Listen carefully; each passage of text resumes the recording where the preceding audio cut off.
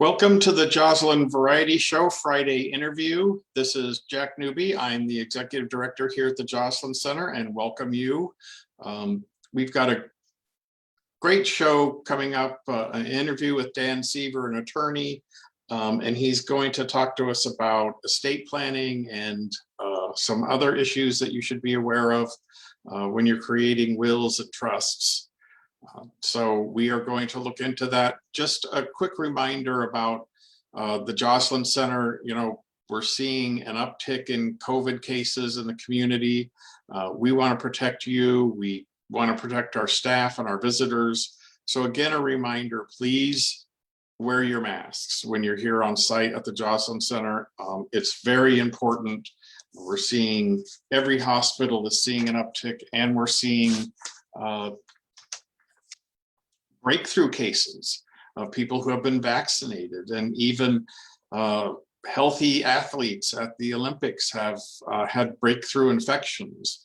So we want to protect you and make sure that you're here when we're able to open completely. So please remember that when you come in, take your temperature, wear your mask, sign in, and let's all stay safe and get through this together.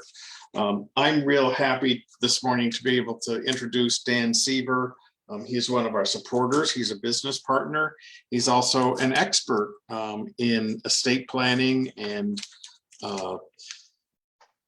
wills and trusts and other issues that impact seniors and older adults, and actually all adults, as we move through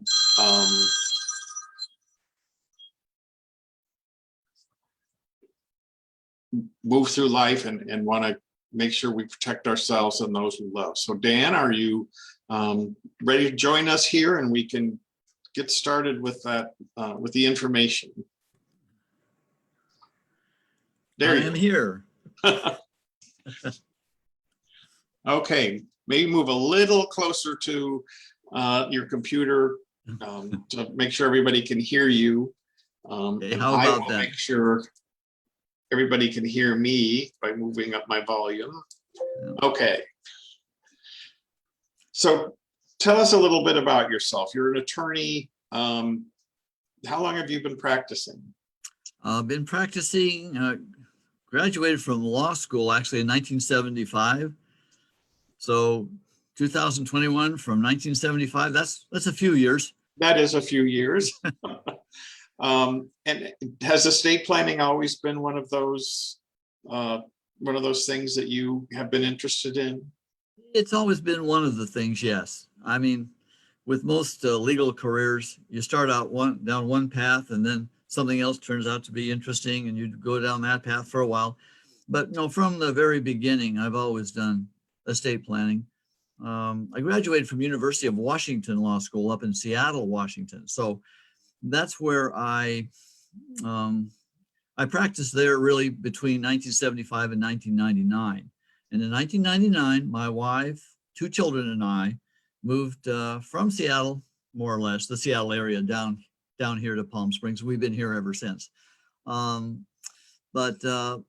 then coming down here, I guess, is when I probably got even more involved in estate planning to the exclusion of other things. Although I've always done a bit of civil litigation in the real estate area, and sometimes breach of contracts, and also business formations, corporations, LLCs, and a bit of tax work. But over the years, I've let a lot of that other stuff kind of go, and have focused more and more on just estate planning and other issues that elderly folks like me and you and me, yes, seem to encounter. Yeah. Well, this is an inside joke that other people may not get, but if I remember it correctly, were you one of those people that really understood and got into the rule against perpetuities? Yeah, I did. See, that's why you're in estate planning. Yeah, that's right. No. Well, there is a paragraph in every trust, about the rule against perpetuities. It hardly ever really comes up in life, but anyway, it's there. Yeah, I actually practiced law myself before going into nonprofit. So, and that was the one thing that I could never wrap my head around in law school. So property was not my strong point. And so let's get into, lots of people as they get older, sometimes they don't want to look at what they should do or what they need to do to make sure that their wishes are held and their wishes going forward when they pass with respect to their estate and possessions. And a lot of people think, well, all I need to do is a will. And now we're hearing and have for many years heard more and more about trusts. So why a will and why a trust? What are the differences? Well, both a will and a trust will do one thing that is the same, and that is in a will and in a trust, either or, the person who's creating it can identify where his or her properties should go upon his or her passing. Both a will and a trust do that, but they do that in two very different ways. If a person has a will and no trust, just a will, then in most cases, at least here in the state of California, what's going to be required to accomplish what the recently deceased person has in mind is filing what's known as a probate case with a local probate court. And probate in California is very time consuming and very expensive compared to many other states. Many other states, probate's not a big problem. So in many other states, wills are probably the norm. However, in California, just our legislature has made probate, going through that process, extremely expensive and time consuming. A trust, on the other hand, a person can then have his or her properties distributed to the persons he or she has selected, heirs, charitable organizations, friends, relatives, whomever, without having to go through the probate process. So at the tail end, shall we say, administering an estate is far less complicated and happens much more efficiently if a person has a revocable living trust than simply a will.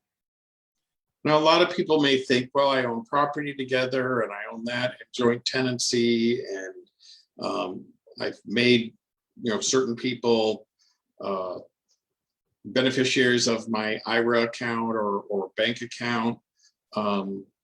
So why should they worry about, or not worry, maybe it's the wrong word. What are the advantages for them in a trust?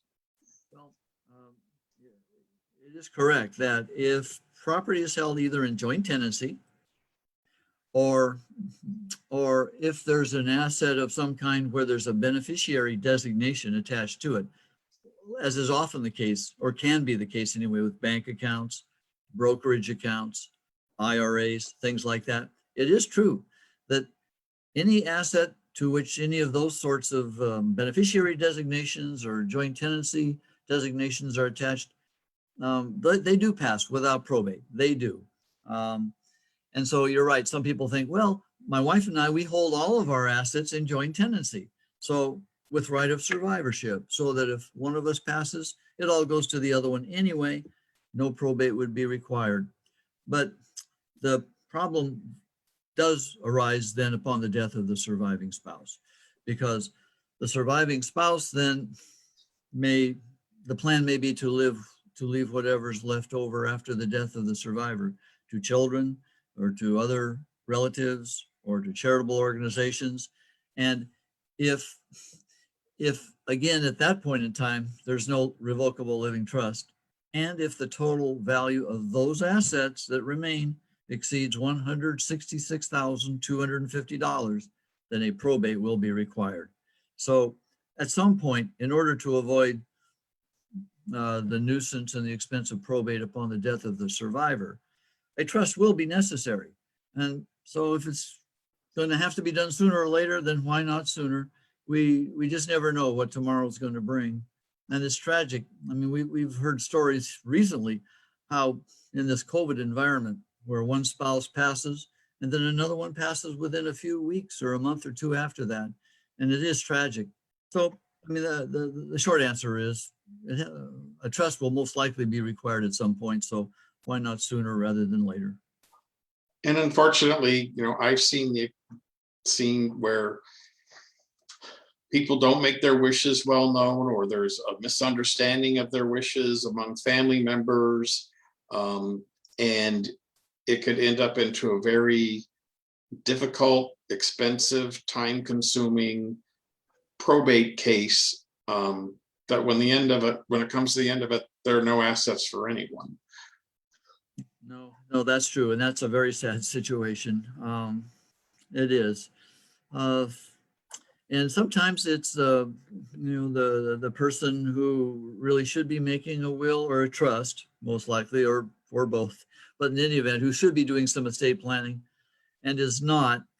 And oftentimes others around him or her are aware of the fact that, there are probably some gaps in the planning, but we're not comfortable talking to mom or dad about that. I mean, that is often the case, and within sometimes tragic results. And it's a sensitive issue, obviously, and everybody feels a little bit differently about this sort of planning.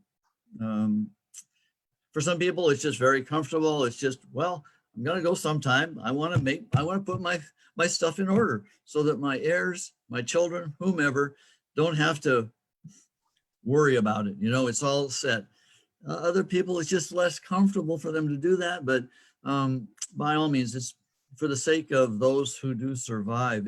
It's important to just face up to it and realize we're all going to go sometime.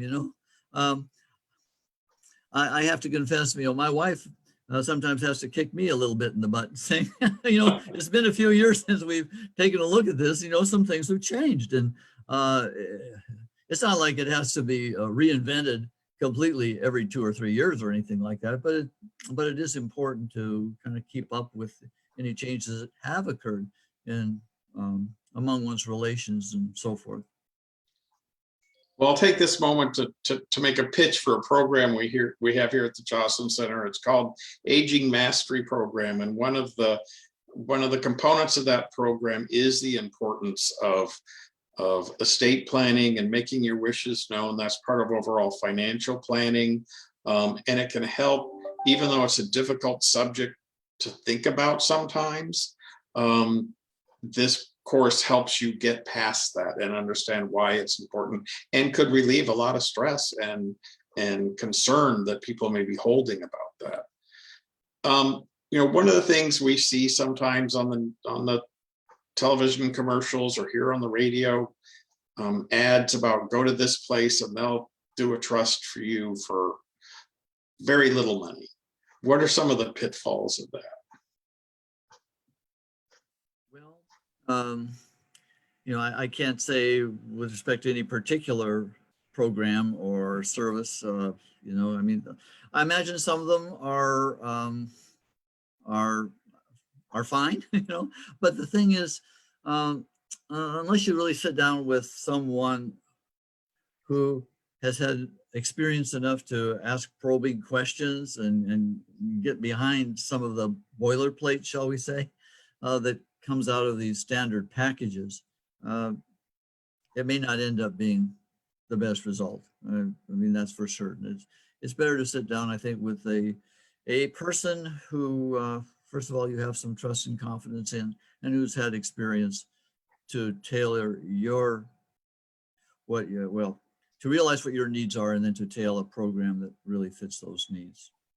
Well, and one thing that an attorney can do, and this is, I have seen this myself among family members, is they have a trust done and then they don't move their assets into the trust. So it's basically, and you can correct me if I'm wrong, but a pretty piece of paper, but there's nothing there. You're right about that. That is something I do see.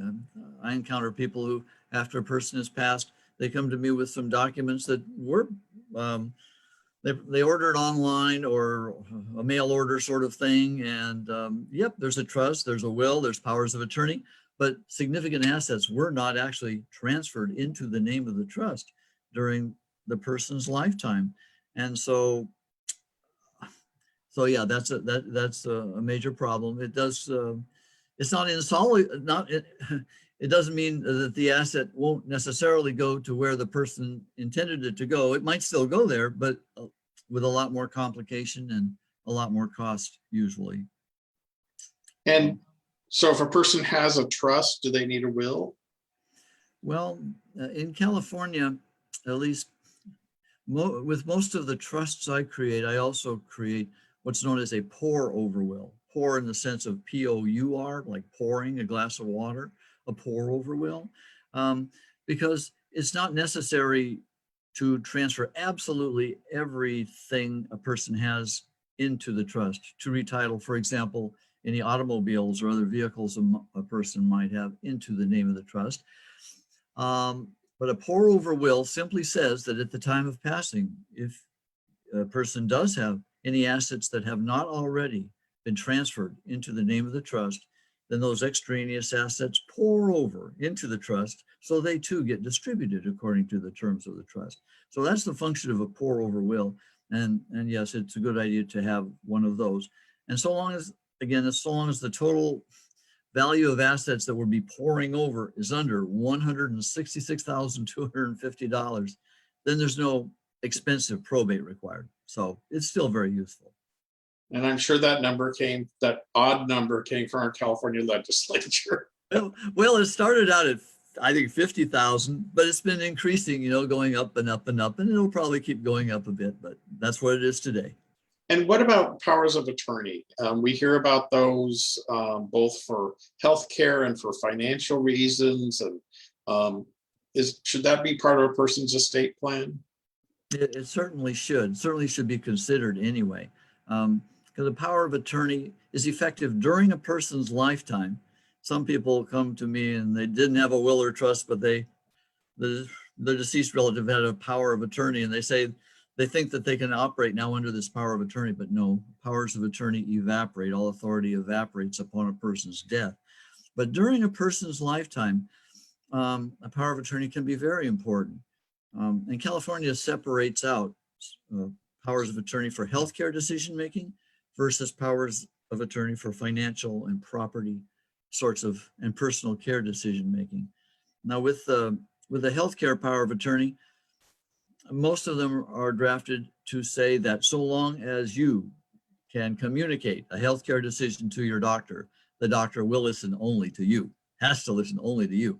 But if you're unable to communicate a healthcare decision for whatever reason, you're in a coma or for whatever other reason, then someone has authority, clear written authority to make healthcare decisions for you. The financial power of attorney can be one of two kinds, either effective immediately or springing, as they say, springing.